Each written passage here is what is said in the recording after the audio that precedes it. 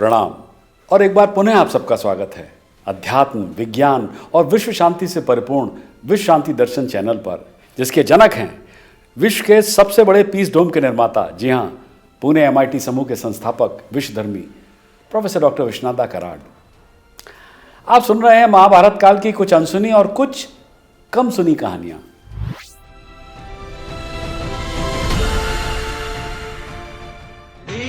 अर्जुन का पराक्रम द्रौपदी की है व्यथा, जिसने दी भारत को गीता वो महाभारत कथा। ये महाभारत की कथा, ये महाभारत की कथा। पिछली बार मैंने आपको भीम द्वारा कीचक की मृत्यु की कहानी सुनाई थी। अब सुनते हैं आगे की कथा। कीचक की मृत्यु का समाचार देश विदेश में फैल गया।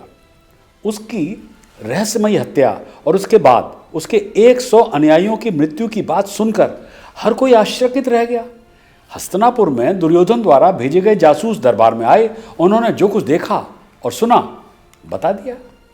कौरवों को सूचित करने के बाद उन्हें पांडवों का कोई निशान नहीं मिला। उन्हें कीचक की मृत्यु के बारे में जब बताया तो यह समाचार सुनकर कौरव बड़े प्रसन्न हुए। दरअसल कीचक उनके लिए एक कांटा था जो अक्सर आसपास के देशों पर हमला करता था और उनकी सेनाओं को हराता था। कई बार कौरवों के सहायक राजाओं ने कीचक से सुरक्षा की मांग की थी। अब वो और उसके सेनापति मर चुके थे तो जाहिर तौर पर अदृश्य गंधर्वों ने ही उसे मार डाला था, ऐसा वो सोच रहे थे। दुर्योधन ने समाचार पर विचार किया। पांडवों के वनवास का 2 सप्ताह से भी कम समय शेष रह गया था। हालांकि दुर्योधन ने हजारों जासूस भेजे थे, लेकिन कोई भी उन्हें ढूंढने में कामयाब नहीं हुआ, क्योंकि पांडवों ने स्वयं को खूब अच्छी तरह छुपाया था।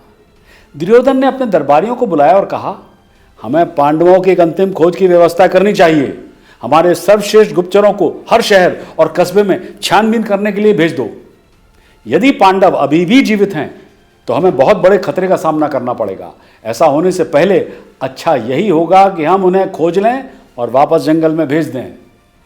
दुर्योधन की बात सुनकर दुशासन सहमत हो गया और बोला, हमें निश्चित रूप से पांडवों का पता लगाने के लिए बहुत प्रयास करना चाहिए भ्राताश्री, लेकिन मुझे संदेह है कि क्या हम उन्हें ढूंढ पाएंगे। हम पहले ही हर शहर और नगर की खोज कर चुके हैं, तो मेरे हिसाब से या तो पांडव मर चुके हैं या फिर वो समुद्र पार कर गए। मुझे लगता है कि वे हमेशा के लिए चले गए हैं। हमें अब उनसे डरने की जरूरत नहीं है। यह कहकर दुशासन तो बैठ गया। तब द्रोणाचार्य ने कहा, पांडव जैसे नर कभी विनाश को प्राप्त नहीं होते। वे वीर, साधन संपन्न, बुद्धिमान, आत्मसंयमी, धर्मपरायण, कृतज्ञ और व्रत पालन में संलग्न होते हैं। युधिष्ठिर धर्मात्मा और शत्रु रहित दोनों हैं। वे पांडवों के मार्गदर्शक हैं। वे धैर्यपूर्वक उस दिन की प्रतीक्षा कर रहे हैं जब वे वापस लौट सकेंगे और अपने दुर्भाग्य पर काबू पा सकेंगे। ऐसा मेरा विश्वास है। हे दुर्योधन, तुम पांडवों को उनके वनवास के अंत में ही देखोगे, उससे पहले नहीं। उन्हें ढूंढने में अपनी ऊर्जा बर्बाद ना करो, बल्कि मैं तो कहूंगा कि तुम्हें उनके स्वागत की तैयारी करनी चाहिए। उन्हें उनका राज वापस दे दो। भीष्म ने द्रोण के भाषण की सराहना की। कुरुपता में भीष्म फिर से पांडु के पुत्रों को देखने के लिए खुद भी बहुत उत्सुक थे। वनवास से न रोक पाने का अपराध बोध उन्हें दिन रात जलाता रहता था, सताता रहता था। द्रौपदी का किस प्रकार उल्लंघन किया गया था, भीष्म इस दर्द को भी भूले नहीं थे। धृतराष्ट्र ने उनकी सलाह पर ध्यान नहीं दिया और दुष्ट मानसिकता वाले दुर्योधन को अपनी इच्छा अनुसार कार्य करने के लिए छोड़ दिया था। अब पांडव अंततः वापस लौटेंगे। निश्चय ही उन्होंने काफी कष्ट सहा था। शायद अब राजा को उनका राज्य लौटाने के लिए राजी किया जा सकेगा। पूर्व में उगते पूर्णिमा के चंद्रमा की तरह भीष्म सफेद रेशमी वस्त्र पहने हुए सभा को संबोधित करने के लिए अब अपने आसन से उठे और बोले, मैं आचार्य द्रोण से पूरी तरह सहमत हूं। ब्राह्मणों द्वारा मार्गदर्शित और सदा धर्म के मार्ग पर चलने वाले सदाचारी पांडव नष्ट नहीं होंगे। जिनके मित्र के रूप में अचूक और सर्वशक्तिमान कृष्ण हैं, उनका कभी भी बाल बांका नहीं हो सकता। शुद्धात्मा युधिष्ठिर अपनी दृष्टि से शत्रुओं को भस्म कर सकते हैं। और अब जब उनका वनवास समाप्त हो रहा है तो हमें उनसे कैसे निपटना है, इस पर ध्यानपूर्वक विचार करना चाहिए। उनकी खोज करना निश्चित रूप से एक ओछी नीति है, एक छोटी बात है। अब ऐसा नहीं करना चाहिए। मेरा एक और दृष्टिकोण है, भीष्म ने कहा। ध्यान से सुनिए, मैं सबकी भलाई के लिए बोल रहा हूं। एक राजा के परामर्शदाता को हमेशा सत्य बोलना चाहिए और कभी भी कोई बुरी बात नहीं कहनी चाहिए। कहते हुए भीष्म ने कुरु सभा भवन में चारों ओर देखा घूमकर, जिसके शीर्ष पर धृतराष्ट्र बैठे थे, जिनके पार्श्व में विदुर, द्रोण, कृपा, बाहलिक और स्वयं भीष्म थे। दुर्योधन, उसके भाई कर्ण और शकुनी के साथ राजा के दाहिनी ओर बैठे थे। जब भीष्म बोल रहे थे तो सभी उनकी ओर ध्यान से देख रहे थे। हालांकि यह सर्वविदित था कि वो पांडवों से बहुत प्यार करते थे, लेकिन सभी जानते थे कि वे कभी भी पक्षपात नहीं करेंगे।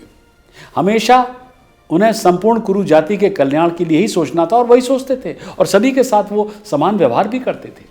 अपनी सुनहरी मूठ वाली तलवार पर हाथ रखकर भीष्म ने आगे कहा, जहां तक पांडवों का पता लगाने का सवाल है, मैं बताऊंगा कि वे कहां पाए जा सकते हैं। उस स्थान की तलाश करो तुम लोग जहां कोई विपत्ति या आपदा न हो। जहां धर्मात्मा युधिष्ठिर निवास करेंगे वहां शांति और सुरक्षा का वातावरण रहेगा। लोगों का झुकाव दान की ओर होगा और वे उदार और विनम्र होंगे। वहां लोग धर्मपरायणता, सत्यता तथा पवित्रता में संलग्न होकर प्रसन्नता पूर्वक अपने अपने कर्तव्यों का पालन करेंगे। वहां वैदिक मंत्रों का उच्चारण सुनाई देगा और आप यज्ञ होते हुए देखेंगे। बादल प्रचुर वर्षा करेंगे और पृथ्वी पर फसलें लहलाएंगी। सर्वत्र धन संपदा के चिन्ह होंगे और कोई भी दुखी नहीं होगा। सचमुच वो स्थान जहां युधिष्ठिर रहेंगे स्वर्ग के समान होगा। कौरवों, ये सब जानकर सोचो कि क्या करना चाहिए। मेरे विचार में हमें उन्हें पुनः जंगल में भेजने के लिए, उन्हें ढूंढने के लिए अपने छोटे मोटे प्रयास अब छोड़ देने चाहिए। आओ हम सब मिलकर वापस उनका स्वागत करें और उन्हें उनके पिता का राज्य लौटा दें। और कहकर भीष्म बैठ गए। द्रोण, विदुर और कृपा ने सबने उनकी सराहना की और फिर अपने स्थान से उठकर कृपा बोले, पितामह भीष्म ने जो कुछ भी कहा वो निसंदेह सही है और केवल हमारे भले के लिए है। उनके शब्द उचित, सत्य और शास्त्र सम्मत हैं। पांडवों का राज लौटाना निश्चित रूप से बुद्धिमानी भरा कदम है। दुर्योधन और उसके भाइयों की ओर देखते हुए कृपा ने कहा, लेकिन अगर हमें इस रास्ते पर नहीं चलना है तो हमारे पास युद्ध के लिए सबसे अच्छी तैयारी भी है। जब वे शक्तिशाली नायक लौटेंगे तो वे ऊर्जा और तपस्वी शक्ति से उज्ज्वलित होंगे। इसलिए अब विचार करें कि अपनी शक्तियों का विस्तार कैसे किया जाए। मैं समझता हूं अच्छा यही होगा कि अपने सहयोगियों की तलाश करो और उनके साथ संधि करो। यदि हम पांडवों को उनके अधिकारों से वंचित करेंगे तो हमें बड़े गंभीर खतरे का सामना भी करना पड़ेगा। तो बस महाभारत के इस प्रसंग को मैं भी देता हूं अब यहीं विराम। अगली बार जानेंगे कि किस प्रकार दुर्योधन ने अपने सेनापतियों के साथ मिलकर विराट राज पर धावा बोलने की योजना बनाई। सब्सक्राइब कीजिए, साझा कीजिए और विश्वास बनाए रखिए विश्व शांति दर्शन में।